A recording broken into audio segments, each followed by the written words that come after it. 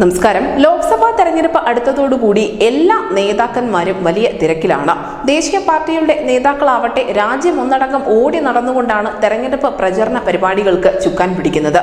ഇപ്പോഴിതാ കോൺഗ്രസ് പാർട്ടിയുടെ നേതാവും വയനാടിന്റെ ലോക്സഭാ സ്ഥാനാർത്ഥിയുമായ രാഹുൽ ഗാന്ധി മധ്യപ്രദേശിലെ ഭോപ്പാലിൽ ഒരു വേദിയെ അഭിസംബോധന ചെയ്ത് സംസാരിക്കുന്നതിനിടയിൽ ഈ വേദിയും അതിനോടൊപ്പം തന്നെ അദ്ദേഹത്തിന്റെ പ്രസംഗവും ഒക്കെ വലിയ തോതിൽ വൈറലായിക്കൊണ്ടിരിക്കുകയാണ്.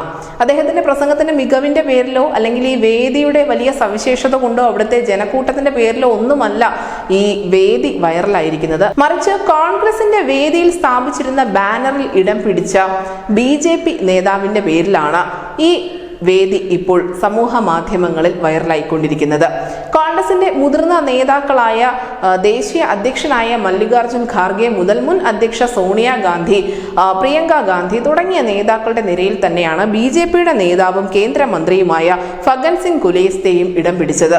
ഉടൻ തന്നെ ചില കോൺഗ്രസ് നേതാക്കൾ ഈ തെറ്റ് മനസ്സിലാക്കി അല്ലെങ്കിൽ ഈ ഒരു ഫോട്ടോ തിരിച്ചറിഞ്ഞുകൊണ്ട് ഇതൊരു വെളുത്ത തുണി ഉപയോഗിച്ചുകൊണ്ട് മറയ്ക്കാൻ ശ്രമിക്കുന്ന ദൃശ്യങ്ങൾ കൂടി നമുക്ക് കാണാൻ സാധിക്കും. അതിനിടയിൽ ചില മുതിർന്ന നേതാക്കൾ ചോദിക്കുന്നുണ്ട്, ആരാണ് ഈ ബാനർ ഡിസൈൻ ചെയ്തത്, എങ്ങനെയാണ് ഈ BJP നേതാവിന്റെ ചിത്രം കോൺഗ്രസ് നേതാക്കൾക്കിടയിൽ വന്നത് എന്നൊക്കെ. ഇതിനൊരു പ്രവർത്തകൻ മറുപടി നൽകുന്നത് തങ്ങൾക്ക് ഇതിനെക്കുറിച്ച് ഒന്നും അറിയില്ല എന്നായിരുന്നു.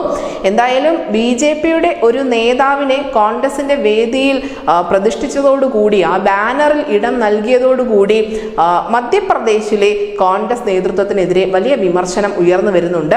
പ്രത്യേകിച്ച് ഭോപ്പാലിൽ നിന്നുള്ള കോൺഗ്രസ് നേതാക്കളാണ് ഈ വിമർശനത്തിന് വിധേയരായിക്കൊണ്ടിരിക്കുന്നത്.